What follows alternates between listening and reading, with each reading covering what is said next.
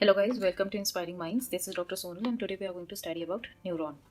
We will see the structure and function of neuron, its classification, and we'll learn something about glial cells. Now, neuron is the anatomical and functional unit of nervous system. Unlike other cells in our body, they do not have capacity to undergo cell division. They can receive impulse from receptors.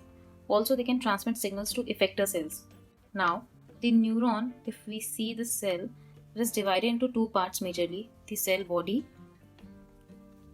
and a long process called axon.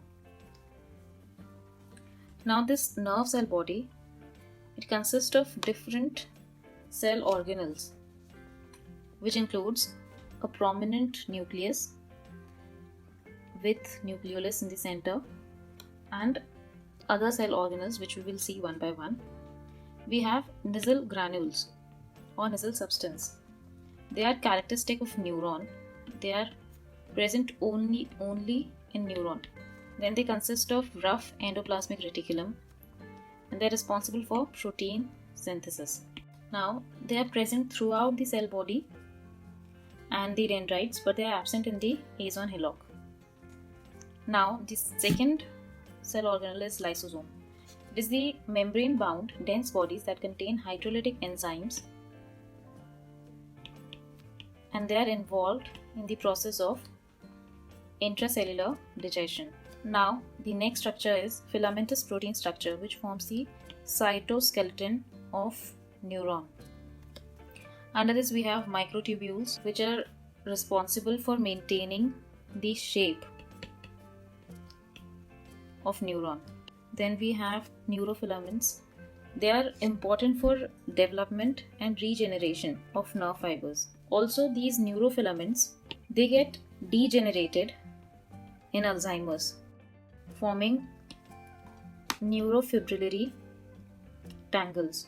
Now we have microfilaments. They form the actin present in the muscle cell. Now we have inclusion bodies. These inclusion bodies, they are pigment granules, and under this we have lipofuscin granules. They get accumulated with aging.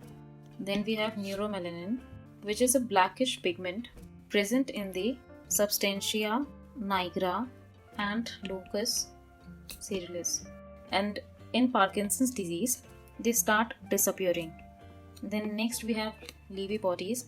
These Levy bodies, they are eosinophilic inclusion bodies that are found in substantia nigra in patients with Parkinson's disease. Now we have dendrites. Dendrites are the short processes of the cell body and they have the similar composition as of cell body except for the Golgi apparatus. Now we have axons. Axons are the single long process extending from axon hillock, and this axon hillock, it generates the action potential which then travels through the axon. Now we have myelin sheath. Myelin sheath is a covering which is wrapped around the neuron of the central nervous system and peripheral nervous system. For central nervous system, it is produced by oligodendrocytes. For PNS, it is produced by Schwann cells. Then we have synapses. Synapses are the junction or site of interaction between two nerve fibers or nerve fiber and a receptor or nerve fiber or an effector. There are different types of synapses. It could be an electrical synapse or chemical synapse. Then we have the classification of neuron. Under classification, the first one is based on the number of processes. Unipolar neuron, example is sensory neuron. They have single axon, single process. Then we have bipolar neuron with axons running in two directions. Example is neurons present in retina and neuron of the cells of vestibulocochlear nerve. Then we have multipolar neuron. They are the motor neurons. This is the multipolar neuron with multiple poles. Then the second classification is based on the axonal length, and we have type 1 with long axon and type 2 with short axon. Then the third classification is based on function. The motor neuron It conducts impulses to muscles and glands. Example, motor neurons that are present at the neuromuscular junction. Then we have sensory neuron. They can receive impulses from external and internal environment. Then we have interneurons, which connects the sensory neuron with motor neuron and vice versa. Then we have neurotransmitter. Neurons based on the neurotransmitter. We have cholinergic neuron. Then we have neurotransmitter acetylcholine as the neurotransmitter. We call it cholinergic neuron. Then we have glial cells.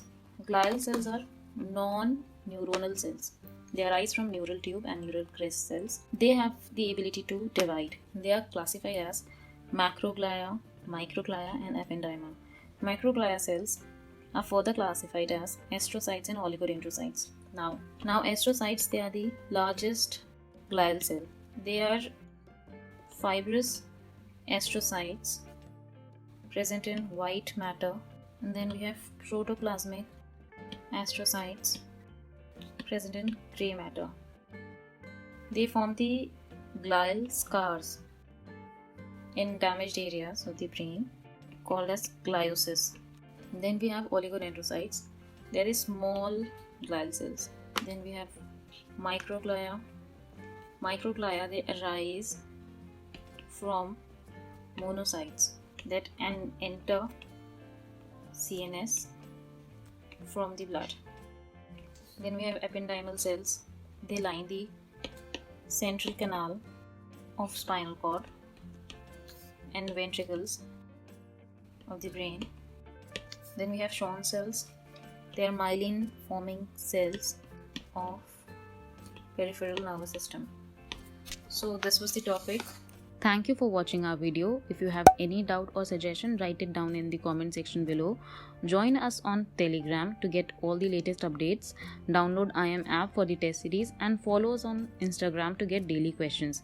If you like our video, hit that like button, share it with your friends and subscribe to our channel if you haven't subscribed it yet. And yes, do click that bell icon to get notified first whenever we upload videos.